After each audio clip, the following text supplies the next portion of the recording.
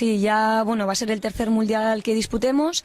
En los dos anteriores ya hemos conseguido, pues bueno, nos hemos quedado ahí a puertas de medalla y bueno, lo que queremos, el objetivo de este año es traernos esa medallita que se nos ha quedado pendiente las otras veces y poder compartirla con todo el mundo. Gainera, hau izango da gure 3. mundiala.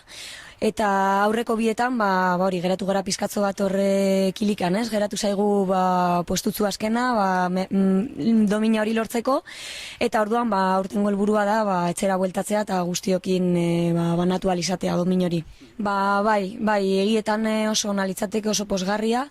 Azkenean, ezin izan dugu inoiz erun, Europakoa badekogu pare bat, baina ezin izan dugu mundialetik ekarri domina bapez, eta izango litzateke nahiko lan eta entregaren ondoren eukitzea zerbait indartzua gurekin.